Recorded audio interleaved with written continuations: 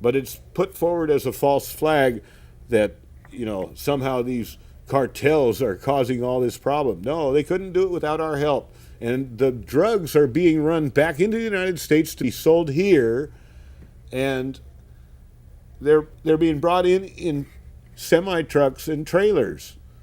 I mean, there's so much drug trafficking. It's not just thrown over the wall. You see, every once in a while, you see pictures of them catapulting a package over the wall. That's how they're doing it now. And then there was a picture of a crane picking up a whole truck and put a pickup truck and lifting it over the wall. That's not how everything's smuggled. Those are the ones that don't launder their money with the United States, and they're going to get busted. And those are the ones that they make examples of. The ones that never get busted are the ones that play ball with our government. So anyway, why aren't we prosecuting it now that it's been found out? Well, the Republicans, the Democrats aren't going to prosecute themselves. The Obama administration has its fingers dirty. They're not going to prosecute themselves. But why aren't the Republicans calling for it? Because Fast and Furious started under another name of gun runners or let's see, what the heck was the name? Anyway, under the Bush administration. That's where the plot got cooked up. And it doesn't matter which administration it was, but this shows that both the Republicans and the Democrats have dirty hands on this one, and neither side wants to see a prosecution. In the meantime, we're supposed to believe that we have a problem with these cartels down there somehow getting hands on our guns because of our Second Amendment. Well, here, let's play a short clip about that very subject. And I'll be back in about 7 minutes. There goes. CBS Evening News. We have an extraordinary follow-up to the story that we broke last week with allegations that ATF agents who are supposed to stop. I'm CBS News investigative correspondent Cheryl Atkinson, and tonight on the CBS Evening News, we have an extraordinary follow-up to the story that we broke last week with allegations that ATF agents who are supposed to stop guns from crossing the border into Mexico were instead ordered to let them cross. We will hear from an insider who's telling us on the record and on camera how it worked that thousands of guns were allowed to go into the hands of suspected criminals, with ATF knowing that they would turn up in drug cartels in Mexico where they'd be used in crimes. The idea, we're told, of supervisors to this controversial tactic called letting guns walk was that if the guns showed up in the hands of crime scenes at drug cartels in Mexico, perhaps this would help them gather intelligence and make a huge bust, not just of the smaller gun runners, but actually of the major drug cartels. That type of bust, we're told, never materialized. Agents were objecting to this tactic because they argued when you let a gun walk, the gun will be used to kill innocent victims many times on its way to its final destination. That's something you just can't do. But the agents who objected within their own agency were repeatedly rebuffed. They were told to keep their mouths shut, to stop complaining about it. In one case, we have an internal email that describes a supervisor telling somebody, if you don't like it, you can go work for the Maricopa County Jail. If this isn't fun to you, then you can find something else to do. There's a lot of internal dissent over this controversial tactic. Department of Justice and ATF have both denied that it ever happened. Both agencies say they would never intentionally let guns be sold into the hands of suspected gun runners, but we have evidence to the contrary. We have documentary evidence as well as testimony and interviews with agents who are actually involved. John Dodson, a federal agent, says what he was asked to do was beyond belief. You were intentionally letting guns go to Mexico. Yes, ma'am. I mean, the agency was. An alcohol, tobacco, and firearms senior agent assigned to this Phoenix office since 2010, Dodson's job is to stop gun trafficking across the border. Instead, he says he was ordered to sit by and watch it happen. Investigators call the tactic letting guns walk, in this case into the hands of criminals who would use them in Mexico and the U.S. Dodson's bosses say that never happened. Now he's risking his job to go public. I'm boots on the ground here in Phoenix and telling you we've been doing it every day since I've been here. Here I am. Tell me I didn't do the things that I did. Tell me you didn't order me to do the things that I did. Tell me it didn't happen. Now you have a name on it, you have a face to put with it. Here I am. Someone now. Tell me it didn't happen. Agent Dodson and other insiders say the gun-walking strategy was approved all the way to the Justice Department. The idea was to see where the guns ended up, build a big case, and take down a major cartel. And it was all kept secret from Mexico. ATF named the case Fast and Furious. This surveillance video obtained by CBS News shows suspected drug cartel suppliers carrying boxes of weapons to their cars at a Phoenix gun shop. Those long boxes being loaded into the red car are AK-47 type assault rifles. He's out again, carrying another, appears to be 5 boxes of hard-case Pelican and Hardy pistol. So it turns out ATF not only allowed the guns to walk, they videotaped it. Documents show the inevitable result. The guns ATF let go began showing up at crime scenes in Mexico. And as ATF stood by, watching thousands of weapons hit the street, the Fast and Furious Group supervisor noted the escalating Mexican violence. 958 killed in March 2010, the most violent month since 2005. The same email notes, our subjects purchased 359 firearms during March alone, including numerous Barrett 50 caliber rifles. Did you feel that ATF was partly perhaps to blame for the escalating violence in Mexico and on the border? Yes, ma'am. I even asked them if they could see the correlation between the two. The more that our guys buy, the more violence that we're having down there. Senior agents, including Dodson, told us they confronted their supervisors over and over. And what was the answer? What did they say?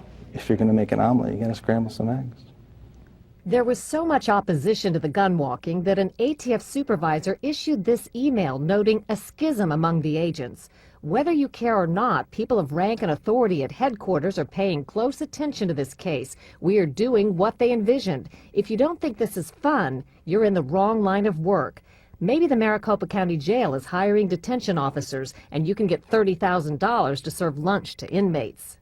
We just knew it wasn't going to end well. There's no way it could. Then, on December 14, 2010, Border Patrol agent Brian Terry was gunned down. Dodson got the bad news from a colleague. And they said, did you hear about the Border Patrol agent? And I said, yeah. And I said, well, you know, it was one of Fast and Furious guns. And there's really not much you can say after that.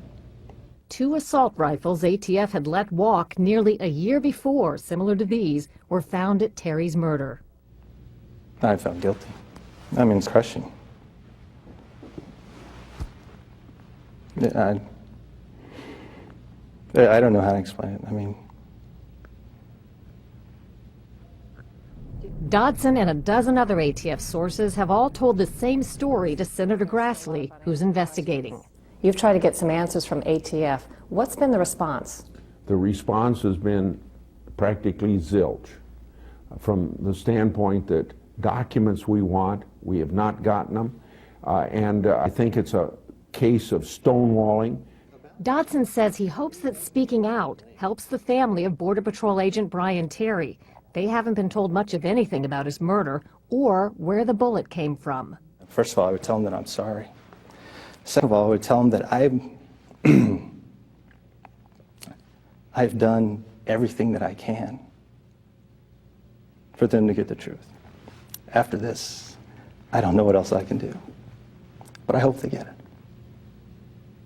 Dodson says they never did take down a drug cartel. However, he says thousands of Fast and Furious weapons are still out there and will be claiming victims on both sides of the border for years to come.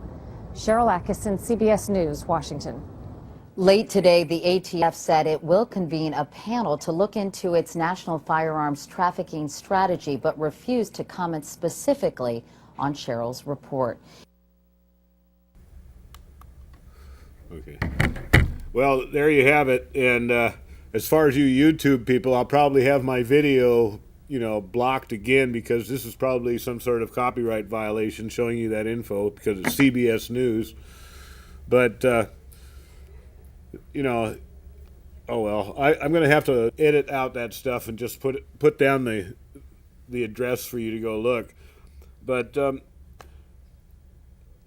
everywhere you look, you'll find these false flag operations. And if you want to look at the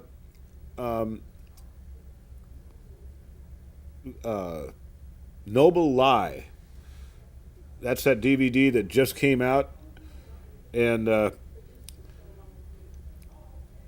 I reviewed it. It's about 2 hours long. You can see it on YouTube, and every once in a while they withdraw the video. I don't know why. I don't know if the guy's trying to make money selling it or what, but there's lots of sites on YouTube that have it, so I recommend that you go look at it. A Noble Lie. It's the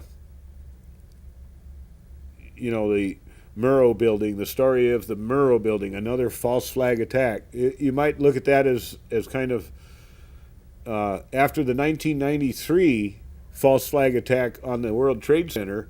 That was an FBI plot on record. Now you can go look it up. They have transcripts of the tapes made by the Arab patsy, who was not so much of a patsy as they thought. He was smart enough to tape all of his conversations with his FBI handler, and he asked the question, if this is just a sting, why are we using real explosives? And he was told to go ahead and deploy the real explosives, and he just didn't deploy them quite right, so the building didn't come down. And this was a plot to evidently get that Anti-Terrorist Act passed, and it wasn't enough. There weren't enough people killed, only 6 people killed in the 1993 World Trade Center attack.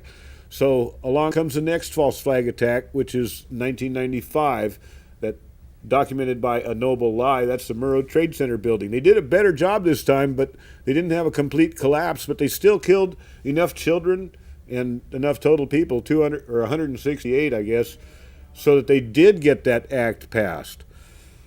Well, so now along comes 9/11, and they got this Patriot Act passed that been waiting in the eaves for years and years and years. They didn't just draw that up in the weeks after 9/11. And of course, now they've got the NDAA, so that they've completely suspended everything. You got to watch out. The globalists all over the world now, they're the elite rich ones, like Oprah Winfrey and Bill Gates are a few of them, and they're beginning to call for an end of the Constitution. The Constitution itself is outmoded. It's unnecessary. What they're saying is it's in the way. We can't perform our crimes in an adequate fashion without the Constitution being ignored and removed. We've tried ignoring it. We've passed a bunch of unconstitutional laws that if they ever get the scrutiny of the Supreme Court will have to be struck down, assuming the Supreme Court does its job honorably. But they don't trust the Supreme Court to do that, so they want to have the Constitution ended. Well, anyway, be sure to watch Richard Gage next week. There's going to be a commercial right after this one, if you're watching live on Saturday, that tell you the times again. But there's my, well, it's not there, 251 Omega at Comcast.net. Put Richard Gage in the subject line and ask the question, and I'll be sure Richard Gage gets the question next week. Exactly 1 week from today, live at 5. And I guess that's it for now, folks. Thanks for watching, and sorry I didn't have live calls today, but we had a packed show.